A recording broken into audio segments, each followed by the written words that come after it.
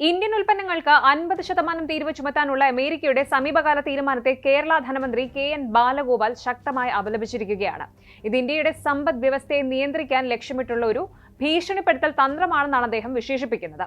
US president Donald Trump നേരത്തെ 25% തീരുവ ചുമത്തിയതിന് പുറമെ 25% അധിക തീരുവ പ്രഖ്യാപിച്ച യുഎസ് നീക്കം കൂടുതൽ അമേരിക്കൻ ഇറക്കുമതികൾക്കായി വിപണികൾ തുറക്കാൻ ഇന്ത്യയെ സമ്മർദ്ദത്തിലാക്കാൻ രൂപകൽപ്പന ചെയ്തതാണെന്ന് ബാലഗോപാൽ പറയുന്നു. യഥാർത്ഥത്തിൽ ഇതിന്റെ മറവിൽ ഇങ്ങോട്ടുള്ള ഇമ്പോർട്ട് ലഘൂകരിക്കാൻ വേണ്ടിയിട്ടാണ് അമേരിക്ക ഈ ബാർഗെയിനിങ് ടെക്നോളജി. ഇതിപ്പം പല ഇംഗ്ലീഷ് പത്രങ്ങളും രാഷ്ട്രീയ നേതാക്കന്മാരും പറഞ്ഞേക്കുന്ന ഒരു ബുള്ളിങ് ആണ്, ഒരു വിരട്ടലാണ്. വിരട്ടി പിടിക്കുക എന്നുള്ളതുണ്ടല്ലോ, അതിനു വേണ്ടിയിട്ടുള്ള ഒരു ബുള്ളിങ് പ്രോസസ്സാണ്.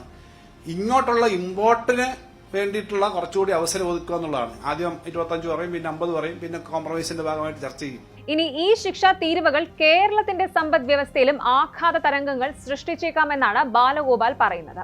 ഇന്ത്യയും റഷ്യയും നിർജീവ സമ്പദ് വ്യവസ്ഥകൾ എന്ന് മുദ്ര കുത്തിയതിന് അമേരിക്കയെ അദ്ദേഹം വിമർശിക്കുകയും ചെയ്തു. അത്തരം പരാമർശങ്ങൾ യുഎസ് ബിസിനസ്സുകൾക്ക് പ്രയോജനപ്പെടുന്നതിനായി ഇന്ത്യയെ നികുതി കുറയ്ക്കാനായിട്ട് നിർബന്ധിതരാക്കുക എന്ന ലക്ഷ്യമാണെന്നാണ് മന്ത്രി വ്യക്തമാക്കിയത്. ഇന്ത്യ ഒരു ദുർബലമായ സമ്പദ് വ്യവസ്ഥ അല്ലെന്നും ശക്തമായ സാംസ്കാരിക അടിത്തറയും നൂതന സാങ്കേതിക വിദ്യയും വർദ്ധിച്ചു വരുന്ന ജനസംഖ്യയുണ്ടെന്നും അദ്ദേഹം കൂട്ടിച്ചേർത്തു. അന്താരാഷ്ട്ര സമ്മർദ്ദങ്ങൾക്ക് വഴങ്ങാതെ ഇന്ത്യൻ സർക്കാർ ഉറച്ചു നിൽക്കാനും സ്വാശ്രയത്വം പ്രോത്സാഹിപ്പിക്കുന്ന നയങ്ങൾ പിന്തുടരാനും മന്ത്രി ആവശ്യപ്പെട്ടിട്ടുണ്ട്.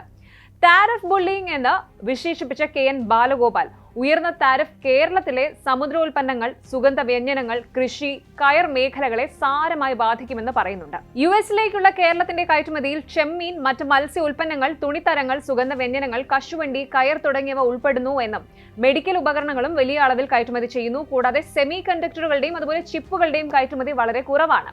സോഫ്റ്റ്വെയർ കയറ്റുമതിയും ഇത് ബാധിക്കുമെന്നും അദ്ദേഹം വ്യക്തമാക്കിയിട്ടുണ്ട്. നമ്മളെ സംബന്ധിച്ച് കേരളത്തിന് എന്താണ് ഇതിന്റെ ഇമ്പാക്ട്? അത് വളരെ ഗുരുതരമായ ഇമ്പാക്റ്റ് ആയിരിക്കും. കേരളത്തിന്റെ ആകെ കയറ്റുമതിയിൽ വളരെ പ്രമുഖമായ സ്ഥാനമുള്ള ഒന്ന് ചെമ്മീനാണ്, അല്ലെങ്കിൽ മത്സ്യ വിഭവങ്ങളാണ്. നമുക്ക് കാർഷിക വിഭവങ്ങൾ കുറേയേറെ നമ്മൾ കയറ്റുമതി ചെയ്യുന്നുണ്ട്. ടെക്സ്റ്റൈൽസ് നമ്മുടെ കേരളത്തിൽ നിന്നുള്ള ഉൽപ്പന്നങ്ങൾ കയറ്റുമതി ചെയ്യുന്നുണ്ട്.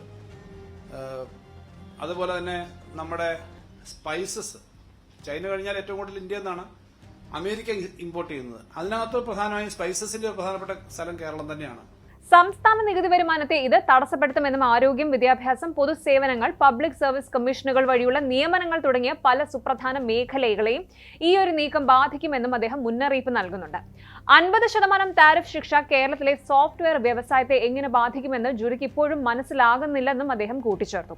ഒപ്പം ടാറ്റ കൺസൾട്ടൻസി സർവീസസ് പതിറ്റാണ്ടുകളുടെ പരിചയസമ്പന്നരായ മുതിർന്ന ഉദ്യോഗസ്ഥർ ഉൾപ്പെടെ 12,000 ജീവനക്കാരെ പിരിച്ചുവിട്ടതും അദ്ദേഹം ചൂണ്ടിക്കാട്ടിയിരുന്നു. ട്രംപിന്റെ നയങ്ങൾ കേരളത്തിൽ നിന്നുള്ള സാങ്കേതിക ജോലി ആഗ്രഹിക്കുന്നവരെ, പ്രധാനമായും സോഫ്റ്റ്വെയർ, ഹാർഡ്വെയർ എഞ്ചിനീയർമാരെ അപകടത്തിലാക്കിയിട്ടുണ്ടെന്ന് അദ്ദേഹം പറയുന്നുണ്ട്. അമേരിക്കയുടെ നീക്കത്തിന്റെ പശ്ചാത്തലത്തിൽ കർശന നടപടികൾ സ്വീകരിക്കുമെന്ന് പ്രധാനമന്ത്രി വ്യക്തമാക്കിയിട്ടുണ്ട്. എല്ലാവരും ഒറ്റക്കെട്ടായി നിന്ന് രാജ്യത്തിന്റെ താൽപര്യങ്ങൾ സംരക്ഷിക്കേണ്ട സമയമാണിതെന്ന് അദ്ദേഹം വ്യക്തമാക്കി.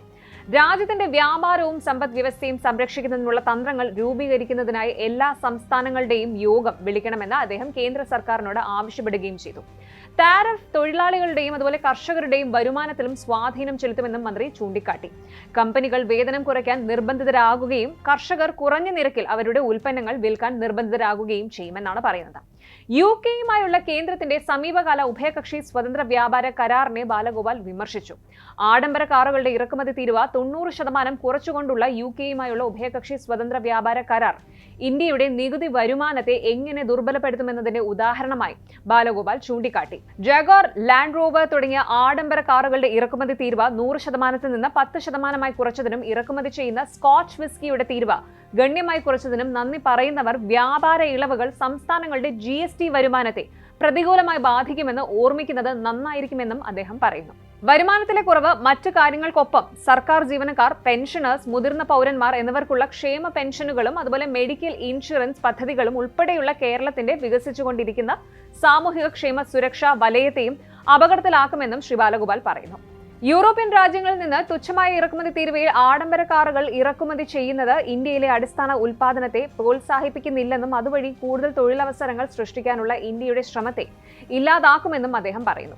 വ്യാവസായിക ഭാഗങ്ങൾ വിതരണം ചെയ്യുന്ന ഇത്തരം ചെറുകിട വ്യവസായ യൂണിറ്റുകളെയും ഓട്ടോമൊബൈൽ വ്യവസായത്തെയും ഈ നടപടി ബാധിക്കും.